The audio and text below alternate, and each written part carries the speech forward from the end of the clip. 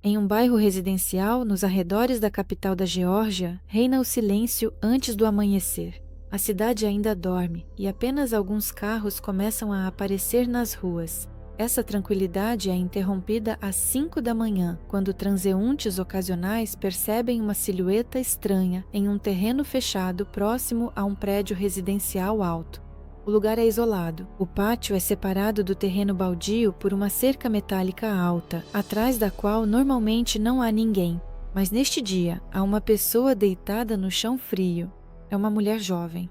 Ela não está usando casaco, nem sapatos, nem calças, apenas uma camiseta leve, totalmente inadequada para o frio da manhã. A polícia chega ao local em questão de minutos.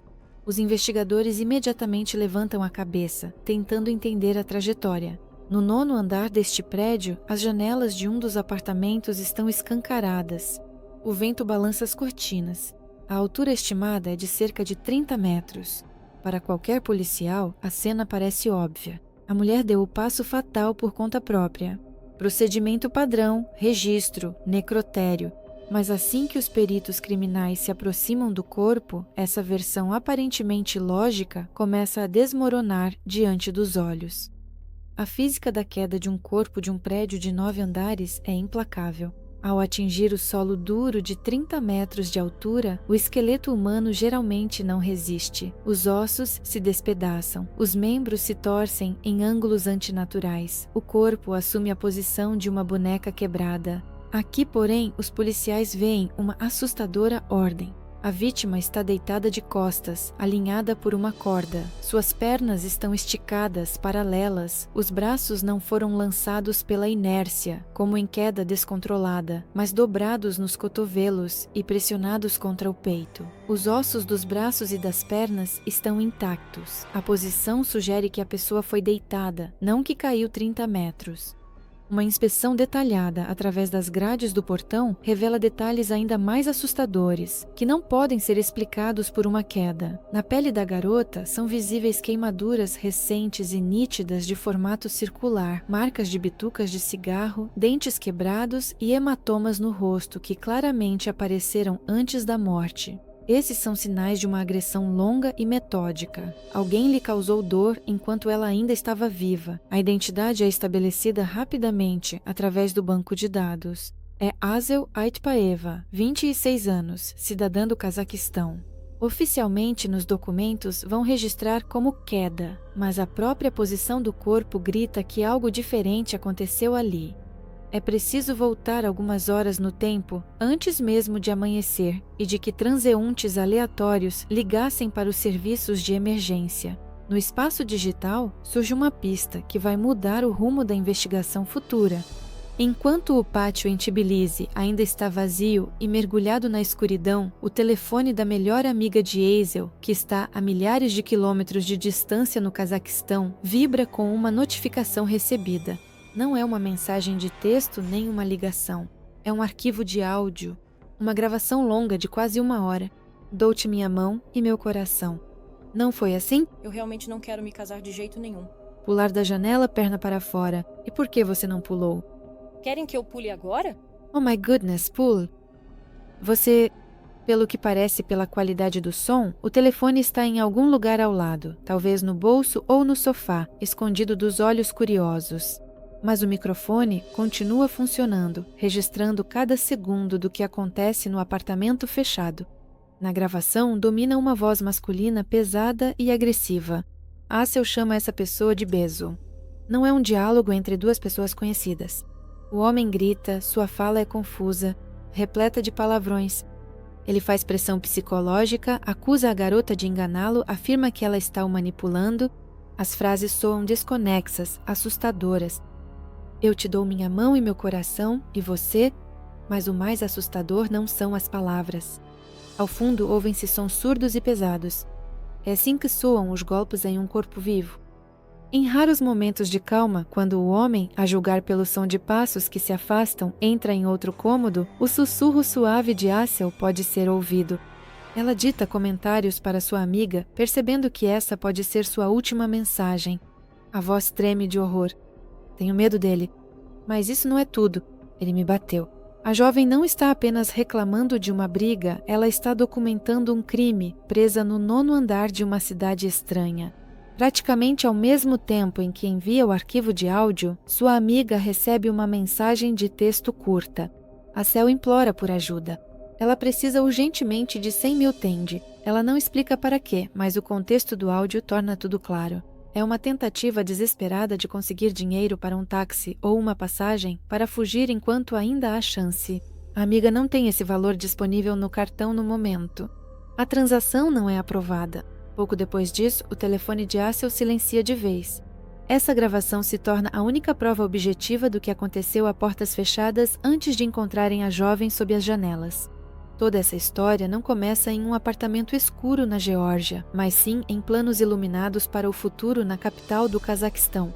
Asel Aitpaeva é uma garota comum de uma família simples. Ela nasceu no vilarejo de Kabambai Batira, mas se mudou para a cidade grande em busca de oportunidades. Mora com a irmã, trabalha como administradora em uma academia. Ela sonha com o mais simples e compreensível, sobre ter seu próprio apartamento. Eisel economiza cada tenge, mas o salário de administradora não permite juntar dinheiro para o financiamento rapidamente. O sonho parece distante. É justamente nesse momento que Murad Mirbekov aparece no horizonte. Ele não é um conhecido aleatório da internet. Murad é o marido da prima dela, uma pessoa próxima, membro da família, alguém que frequenta a casa. Em um dos eventos de família, ele faz uma proposta tentadora. Ele tem um negócio na Geórgia, na cidade de Rustav, e precisa urgentemente de um assistente confiável no escritório. O esquema de trabalho parece transparente e legal. A empresa trabalha com a revenda de carros importados. A tarefa de Asel é simplesmente cuidar da documentação, ajudar com os papéis na transferência dos carros para clientes do Cazaquistão. Nada de ilegal, é puro trabalho de escritório. Para uma garota que conta cada centavo, as condições parecem um conto de fadas. O expediente é estritamente das 10 da manhã às 5 da tarde. A empresa cobre totalmente a moradia e ela receberá $500 líquidos. Mas o principal fator é a confiança. Os pais de Asel, que nunca deixariam a filha ir sozinha para outro país, aqui estão completamente tranquilos. Afinal, ela não está indo para o desconhecido e ficará sob a supervisão de um parente. Murad promete que não deixará que nada de mal aconteça com ela. Nenhum sinal de alerta. Eisel vê nisso uma chance de mudar de vida. No meio de abril, ela arruma as malas, se despede da família e embarca no avião. Ela tem certeza de que está indo buscar dinheiro para comprar um apartamento, sem suspeitar que a passagem é só de ida. O avião aterrissa na Geórgia. Asel chega a Rustav e se instala no apartamento alugado por Murad. Os primeiros dias acontecem exatamente como prometido. A jovem está em contato 24 horas por dia, 7 dias por semana. Ela envia dezenas de fotos para os pais e a irmã. Aqui estão as belas ruas antigas, aqui está a comida local, aqui está a vista da janela. Ela conta como está gostando do novo país. Os familiares no Cazaquistão olham essas imagens e se acalmam. Asel está em segurança. O trabalho começou. No entanto, já após uma semana, o ritmo habitual de comunicação se quebra. As ligações se tornam assustadoramente raras. Aos longos recados dos familiares, Eisel começa a responder de forma monossilábica e seca. Sim, não, depois, ocupada. Isso não é típico dela. A família começa a sentir que algo está errado, mas atribui tudo ao excesso de trabalho. A preocupação se transforma em pânico após uma videochamada específica. A mãe consegue, por um milagre, ligar para a filha por vídeo, mas o que ela vê na tela do telefone a deixa em choque. Em vez do apartamento aconchegante ou do escritório de que Eisel falava, ao fundo aparece um cômodo estranho. Parece algum tipo de depósito ou um quarto abandonado. Montes de caixas, fardos de coisas espalhados, lixo. A própria Asel parece exausta, assustada e desorientada. As perguntas da mãe, onde você está agora e que lugar é esse, ela não consegue dar uma resposta clara. A jovem desvia o olhar, murmura algo incompreensível e encerra a ligação apressadamente. Só mais tarde, quando os investigadores acessarem as conversas, virá à tona um detalhe que ninguém percebeu a tempo. Ainda estando em Rustav, Asel envia uma mensagem para um rapaz conhecido. Ela reclama de Murad. Escreve que o parente está se comportando de forma inadequada, demonstra agressividade e parte para a violência. Foi um grito de socorro lançado no vazio. Não houve resposta. Na prática, é nesse momento que a armadilha se fecha. Externamente, ainda parece uma viagem de trabalho, mas na realidade, Hazel já está completamente isolada e seu status muda de funcionária para prisioneira. Os acontecimentos tomam um rumo irreversível no último dia de abril. A logística dos deslocamentos muda de forma radical e rígida. Murad, o mesmo parente que prometeu segurança e proteção, arruma suas coisas. Ele vai para o aeroporto para cruzar a fronteira do país e voltar ao Cazaquistão. A versão oficial para a família é de que há negócios urgentes em Nur Sultan. Mas há um detalhe: Hazel não viaja com ele. A jovem que ele levou para um país estrangeiro fica para trás. Nesse momento, acontece o que a investigação mais tarde chamará de transferência de pessoa. Murad não apenas deixa a parente sozinha, ele a entrega de mãos dadas ao seu parceiro de negócios. Hazel é levada da cidade de Rustavi para a capital, Tbilisi.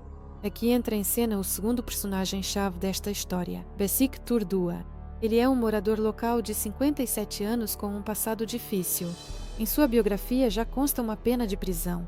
O homem passou 10 anos em uma instituição correcional por roubo de carros. A ligação entre Murad e Besik vai muito além da simples amizade.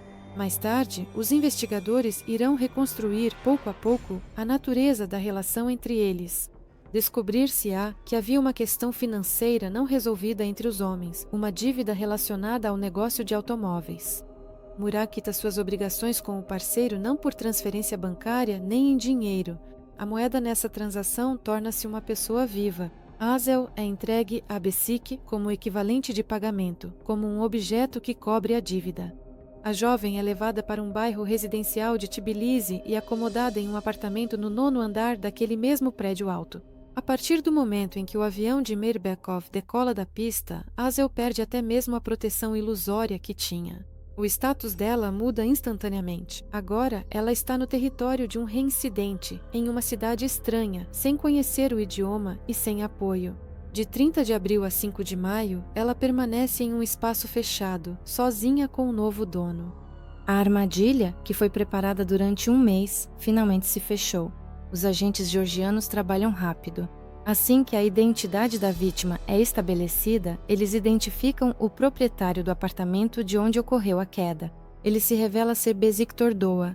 A equipe de operações sobe até o andar, mas ninguém abre a porta. O apartamento está vazio. O dono desapareceu logo após o incidente. Na cidade é anunciado o plano Interceptação. O homem não consegue escapar. Em menos de um dia, a polícia o encontra e o detém em outra região da Geórgia. Ele tentou se esconder. Na sala de interrogatório, o detido se comporta com confiança, mas a princípio ele nega tudo. No entanto, quando os investigadores apresentam os registros telefônicos e os depoimentos de testemunhas que o viram com Meirbekov, ele muda de tática. Besik apresenta sua própria versão dos acontecimentos, tentando se passar por salvador. Ele declara oficialmente, supostamente, no dia 30 de abril, soube que Meirbekov havia sido agressivo com Hazel e, por nobreza, levou a garota para sua casa para cuidar dela e acalmá-la.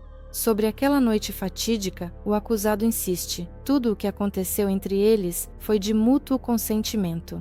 A versão dele para a morte soa como um acidente doméstico comum. Segundo Besik, ele foi tomar banho.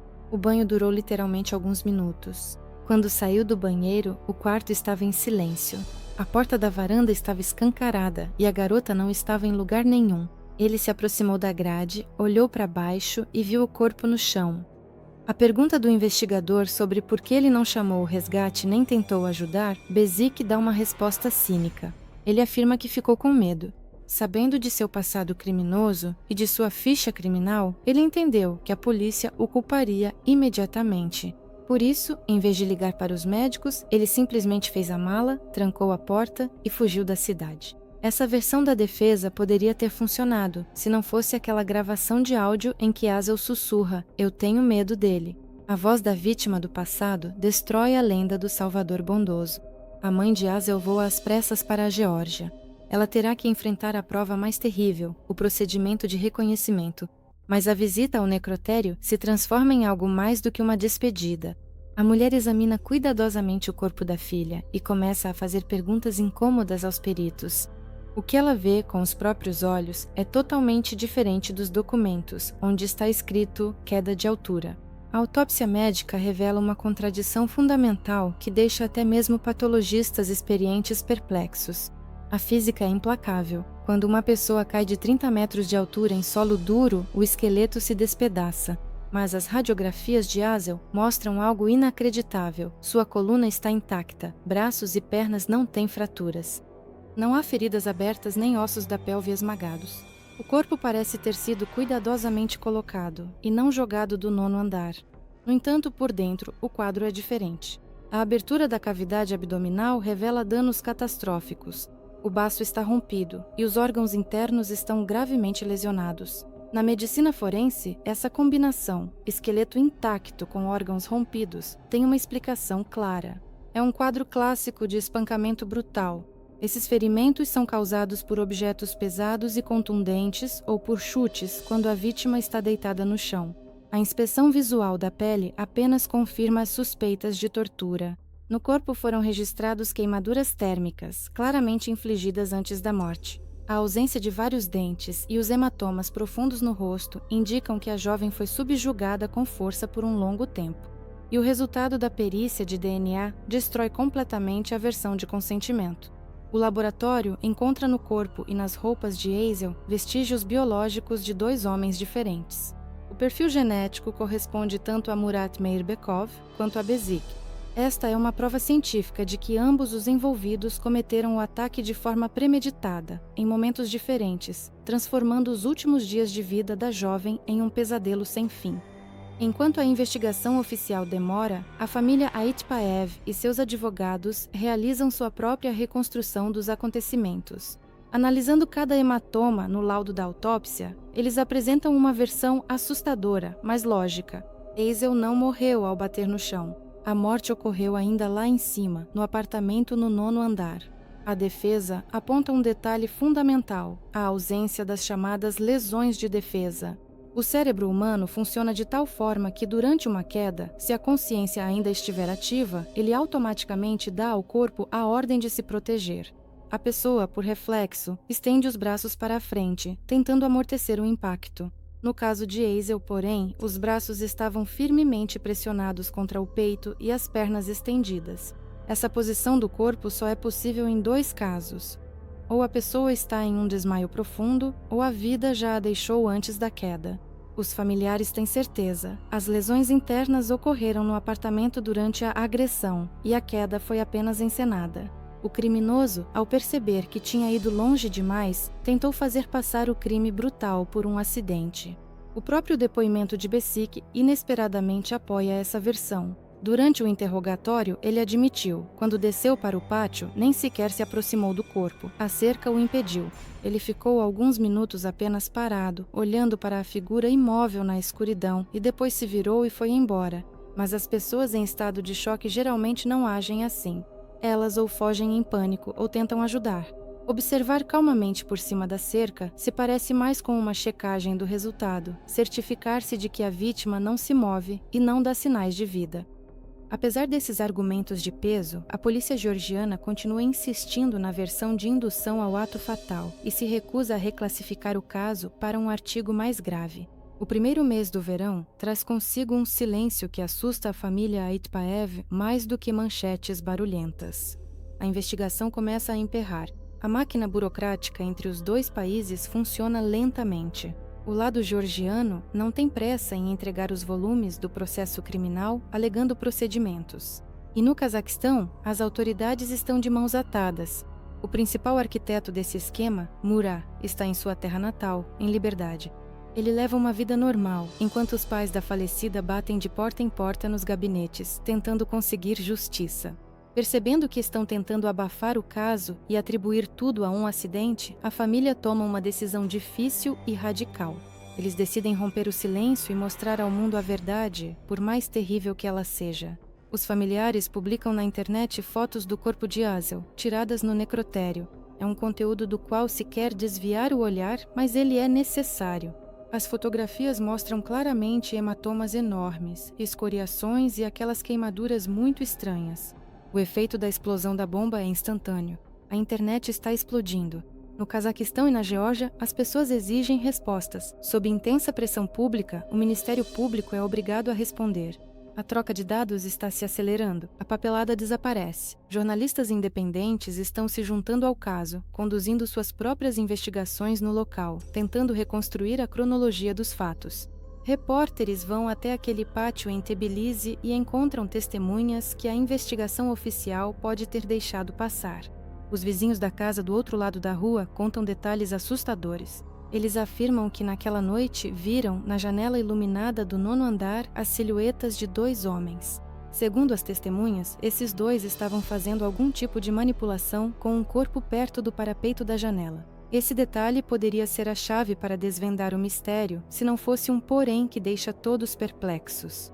A investigação verifica a versão mais óbvia, o envolvimento de Murat. No entanto, os documentos do Serviço de Fronteira dão uma resposta inequívoca. Isso é impossível.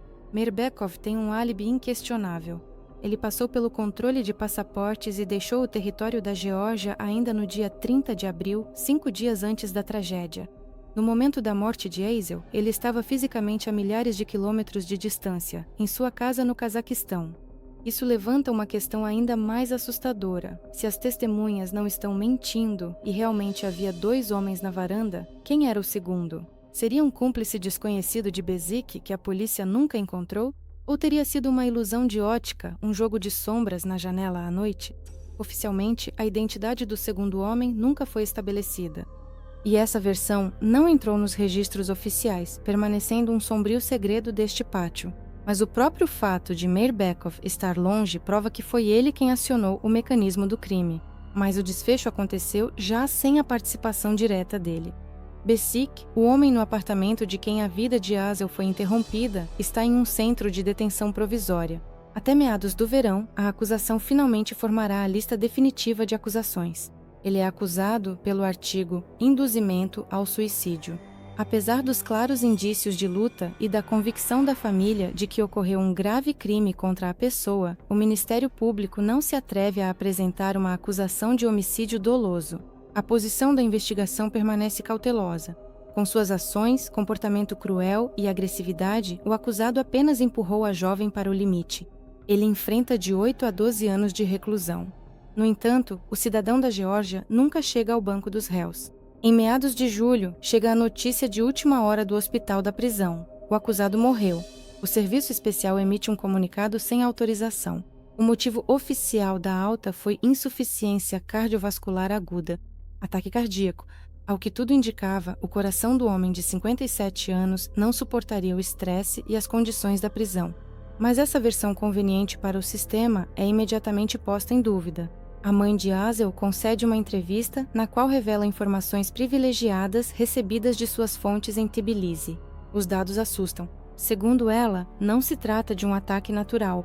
A mulher afirma que, pouco antes de morrer, Bezik foi vítima de agressão física brutal diretamente na cela. Fontes relatam múltiplas fraturas nas costelas e graves lesões no tronco. Essas informações geram uma teoria sombria. A parada cardíaca teria sido apenas consequência da surra. Teria sido uma justiça própria dos outros detentos ao descobrirem o motivo da prisão ou uma eliminação deliberada de uma testemunha? Ninguém sabe. Mas o fato é que, com a morte de Bezik, o processo criminal contra ele é encerrado. A principal testemunha, a única pessoa que sabia com certeza o que aconteceu na varanda nos últimos segundos, silencia para sempre. O mistério da janela aberta é juridicamente encerrado junto com o caixão do suspeito. Após a morte do envolvido georgiano, toda a atenção da justiça se volta para o único participante sobrevivente do esquema. Murat Mirbekov comparece ao tribunal no Cazaquistão. Os investigadores fizeram um trabalho colossal, unindo os materiais enviados de Tbilisi com os resultados de seus próprios interrogatórios. A acusação soa severa. O artigo 120, qualificado como ataque intencional contra a pessoa, e o artigo 128, tráfico de pessoas. No tribunal, está se desenrolando uma verdadeira batalha de versões. Mirbekov, sentado atrás do vidro, nega categoricamente a culpa. Sua linha de defesa é simples e cínica. Ele afirma que a viagem de Azel foi uma decisão absolutamente voluntária dela e que o fato de tê-la entregue ao parceiro é uma invenção da investigação. Os advogados tentam apresentá-lo como uma vítima das circunstâncias, mas os promotores colocam na mesa fatos irrefutáveis. O tribunal restabelece o quadro verdadeiro. Meirbekov agiu de forma fria e calculista. Ele entregou sua parente a Besic não por acaso, mas como parte de um acordo bem definido. O objetivo dessa transação era obter benefício material e garantir proteção por parte de um elemento criminoso na Geórgia. Azel tornou-se moeda de troca, objeto de exploração. Como prova, o juiz aceita os resultados dos exames genéticos. A ciência confirmou que as ações agressivas de natureza íntima por parte de Meirbekov ocorreram ainda antes de a jovem chegar ao apartamento em Tbilisi. Ao proferir a sentença, o tribunal leva em consideração circunstâncias atenuantes, a situação familiar do réu. O homem tem 2 menores sob sua responsabilidade, um filho e uma filha, e durante o longo processo judicial, sua esposa aguardava o nascimento do terceiro herdeiro. No entanto, a gravidade do que foi feito supera tudo. Em 2 de agosto de 2022, chega o desfecho. O tribunal declara Murat Meirbekov culpado em todas as acusações. Ele é condenado a 15 anos de isolamento total em uma instituição de segurança máxima. A ação civil também foi deferida. O condenado é obrigado a pagar 5 milhões de tenge aos pais da vítima. A justiça foi restabelecida, mas apenas pela metade. A pasta jurídica do caso Azel foi encerrada e arquivada. Os culpados foram punidos. Um postumamente no hospital prisional, o outro com uma longa pena de prisão. A versão oficial da história, registrada no ato judicial, afirma: a morte da jovem foi resultado de indução ao suicídio. A causa apontada foi o comportamento cruel e o fato de tráfico de pessoas. A versão sobre homicídio doloso, seguido de encenação da queda, na qual a parte das vítimas insistiu até o fim, não foi refletida no documento final. A família da falecida, apesar da sentença severa para Meirbekov, mantém sua opinião. Os pais estão convencidos, sua filha não tomou a decisão fatal por conta própria. O principal argumento da defesa, a física do corpo, permaneceu sem uma resposta processual clara. A investigação não realizou um experimento investigativo que pudesse confirmar ou refutar a possibilidade de aterrissar de uma altura de 30 metros sem uma única fratura nos membros, mas com ruptura total dos órgãos internos. O caso não foi devolvido para investigação adicional e essa lacuna na base de provas permaneceu para sempre sem ser preenchida.